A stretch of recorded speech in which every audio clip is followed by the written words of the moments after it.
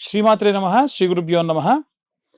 మే 15 నుండి 31 వరకు ద్వాదశ రాశుల వారికి కూడా గోచార రీత్యా విద్యార్థులకు, గృహిణులకు, వ్యాపారస్తులకు, రైతులకు, రాజకీయ నాయకులకు, వృద్ధాప్యంలో ఉన్న వారికి విడివిడిగా ఎలా ఉండబోతుంది, ఏ గ్రహ సంచారం వల్ల వీరికి ఇబ్బంది కలుగుతుంది అనేటువంటి విషయాల్ని ఇప్పుడు మనం తెలుసుకుందాం. తులారాశి వారికి సంబంధించి మే 15 నుండి 31 వరకు ఎలా ఉండబోతుంది అనేది ఇప్పుడు తెలుసుకుందాం. ఈ సమయంలో తులారాశి వారికి సంబంధించి అష్టమ స్థానంలో ఉన్నటువంటి గ్రహ సంచారాల ప్రకారంగా అష్టమ స్థానంలో బుధాదిత్య యోగం, అలాగే షష్టమ స్థానంలో శని మరియు భాగ్యస్థానంలో శుక్రుడు, అలాగే గురుగ్రహాల యొక్క సంచారం కనిపిస్తోంది.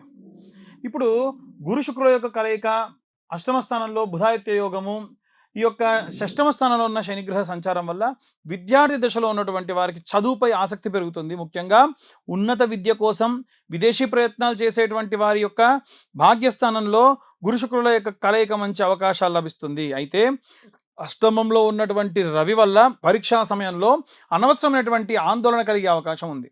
ఒక విద్యార్థి కష్టపడి చదివినప్పటికీ చివరి నిమిషంలో హాల్ టికెట్ మర్చిపోవడం, లేదా పెన్ను సరిగ్గా పనిచేయకపోవడం, ఇలాంటి చిన్న చిన్న వాటి వల్ల చికాకులు ఎక్కువ అయ్యేటువంటి అవకాశం ఉంది. ఆత్మవిశ్వాసంతో ఉంటే విజయం ఖచ్చితంగా మనదే. కాబట్టి రోజు హయగ్రీవ స్తోత్రం పఠించడం మంచిది. గణపతికి గరక సమర్పించడం చాలా శుభప్రదం. ఉద్యోగస్తులకు సంబంధించి కూడా చూసుకుంటే ఉద్యోగంలో మార్పులు కోరుకునేటువంటి వారికి ఇది అనుకూలమైనటువంటి సమయం.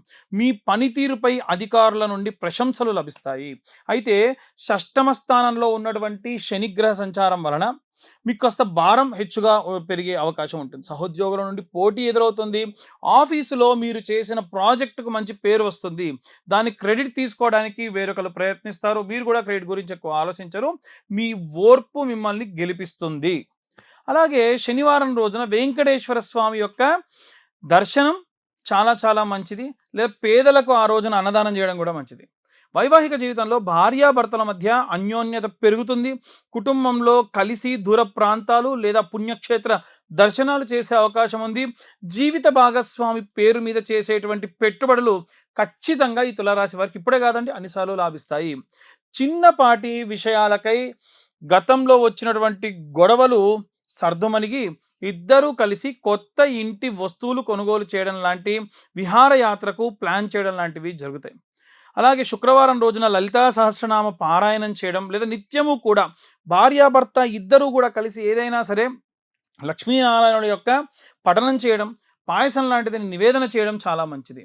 వివాహం కోసం ఎదురు చూసేటువంటి వారికి సంబంధించి శుక్రం మరియు గురుగ్రహం యొక్క అనుగ్రహ పరిస్థితుల వల్ల భాగ్యస్థానంలో సంచారం చేయడం వల్ల వివాహ ప్రయత్నాలు వేగవంతం అవుతాయి. కష్టపడిన వ్యక్తితో, అంటే బాగా కష్టపడేటువంటి వ్యక్తితో, బాగా ఇష్టమైనటువంటి వ్యక్తితో వివాహం జరిగేటువంటి నిశ్చయమైనటువంటి అవకాశం బలంగా ఉంది. విదేశీ సంబంధాలు కూడా వచ్చే అవకాశం ఉంది. సంబంధం కుదురుతుందా లేదా అని ఆందోళన కూడా పెరుగుతుంది. ఇలాంటి సమయంలో అనుకోకుండా ఒక మంచి సంబంధం రావడం కూడా జరుగుతుంది. పెద్దలందరూ కూడా అంగీకరించడం, త్వరగా జరిగిపోవడం, ఇవన్నీ కూడా కమెంట్ గో లాగా జరుగుతూ ఉంటాయి. మంగళవారం నాడు సుబ్రహ్మణ్యేశ్వర స్వామికి విశేషంగా అభిషేకం చేయించండి. అలాగే ఏవైనా లడ్డూ ప్రసాదం లాంటివి స్వామివారికి నివేదన చేయించి మీరు దాన్ని వితరణ చేయండి. వ్యవసాయ రంగంలో ఉన్నటువంటి వారికి చాలా లాభసాటిగా ఉంటుంది. కొత్త వంగడాలు లేదా ఆధునిక యంత్రాల వినియోగం వల్ల దిగుమతి పెరుగుతుంది. పాత బాకీలు వసూలవుతాయి.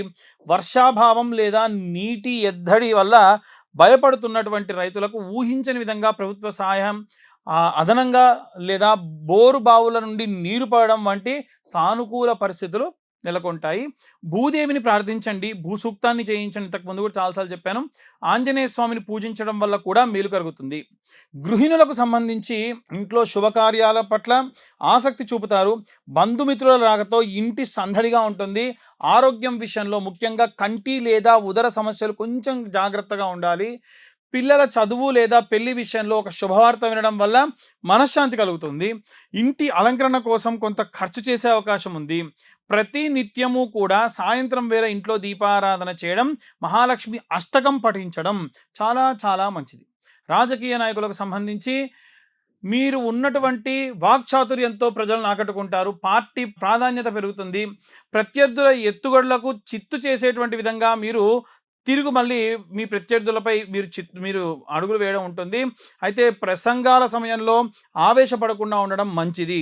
బహిరంగ సభలలో మీరు చేసే ప్రసంగాలు సోషల్ మీడియాలో వైరల్ అవ్వడం ద్వారా మీ స్థాయి పెరగవచ్చు, తగ్గొచ్చు కూడా తప్పుగా మాట్లాడితే. మీ సన్నిహితులతో మీరు వెన్నుపోటు పొడవకుండా జాగ్రత్తగా ఉండాలి.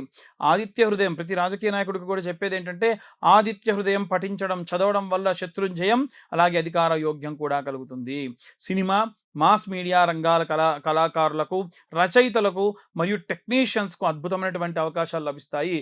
ఎందుకంటే భాగ్యస్థానంలో ఉన్నటువంటి శుక్రుడు మరియు గురు సంచారం వలన మీ సృజనాత్మకతకు తగినటువంటి అవార్డులు లేదా గుర్తింపు లభిస్తుంది. ఆర్థిక స్థితి పెరుగుతుంది.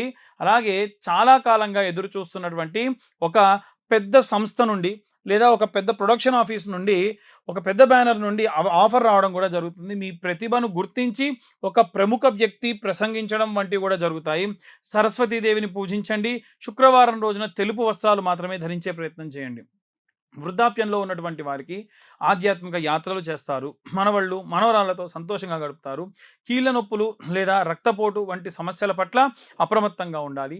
అలాగే ఇంట్లో వారందరితో కలిసి తీర్థయాత్రలు తీసుకెళ్లడం లేదా మనవడు పుట్టినరోజు వేడుకలు లేదా మనవరాలు పుట్టినరోజు వేడుకల్లో క్రియాశీలకంగా ఉండడం, పాల్గొనడం వంటి మానసిక ఉల్లాసాన్ని ఇస్తుంది.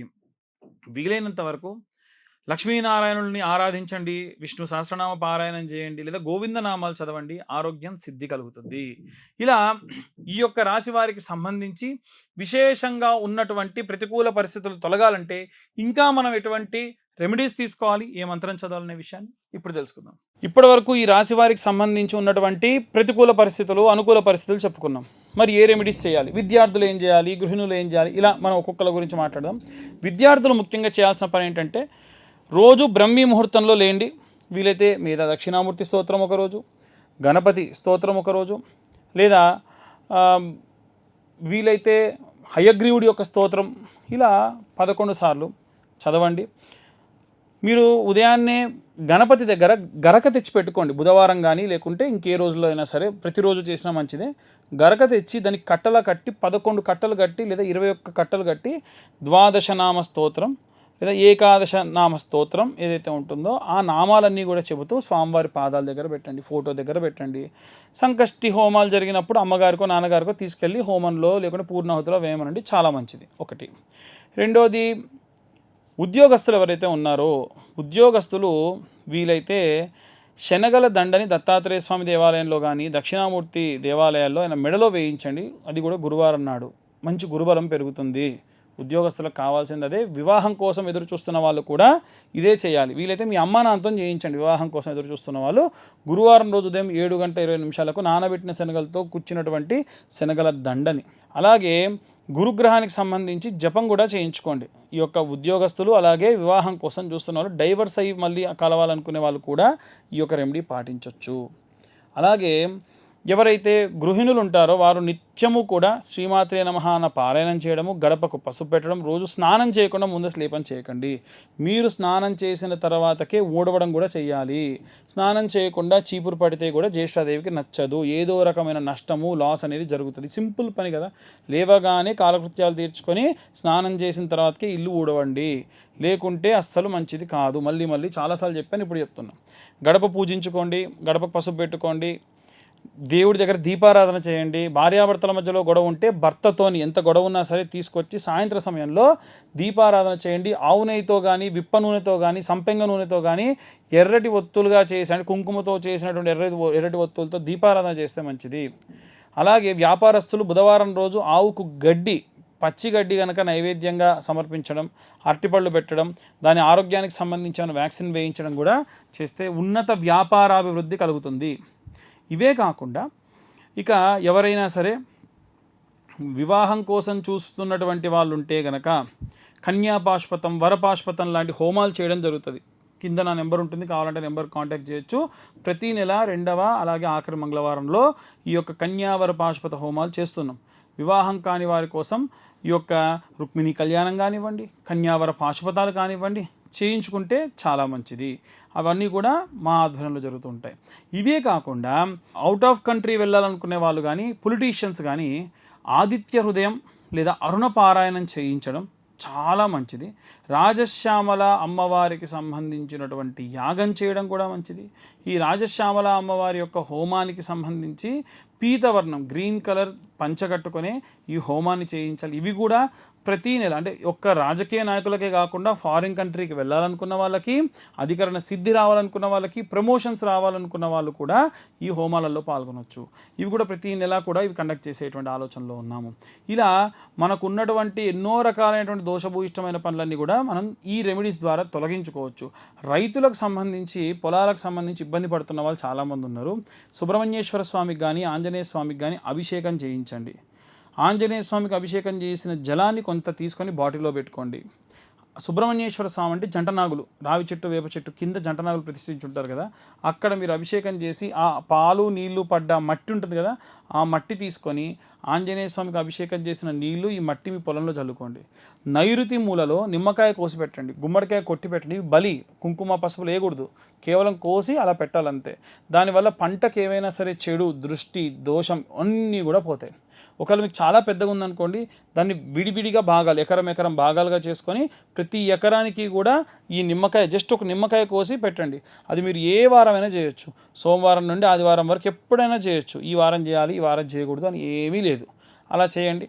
దీనివల్ల రైతులందరూ కూడా మంచి అభివృద్ధి చెందుతారు, బాధపడకుండా ఉంటారు. అకాలంగా ఏమన్నా జరిగేటువంటి పనులని మీకు ముందే తెలుస్తూ ఉంటాయి. వృద్ధులు ఎవరైతే ఉంటారో వారందరికీ నేను పదే చెప్పాను, విష్ణు సహస్రనామ పారాయణం కానీ, అలాగే వెంకటేశ్వర స్వామి యొక్క గోవింద నామాలు కానీ చదవడం మంచిది. భార్య భర్త ఇద్దరు కూడా కూర్చొని రోజు సాయంత్రం పూట ఏదో ఒక స్తోత్రం కలిసి చదవడం వల్ల విశేషమైనటువంటి లక్ష్మీ కటాక్షం కలుగుతుంది. డబ్బు కోసం ఇబ్బంది పడుతున్న వాళ్ళకు కూడా ఇబ్బందులన్నీ కూడా పోతాయి. ఇక ఇవన్నీ కూడా గోచార రీత్యా చెప్పేటువంటి విషయాలు మాత్రమే. ఇన్ డీటెయిల్గా జాతకం కావాలనుకున్న వాళ్ళు మీ పేరు, మీ date of birth, time, place కింద ఉన్న నెంబర్కి వాట్సాప్ చేస్తే డీటెయిల్డ్గా 60-70 పేజీల్లో జాతకం మీకు చాలా విపులంగా ఇవ్వడం, తర్వాత డీటెయిల్గా దాని గురించి మాట్లాడడం కూడా జరుగుతుంది. సర్వే జనా సుఖినో భవంతు.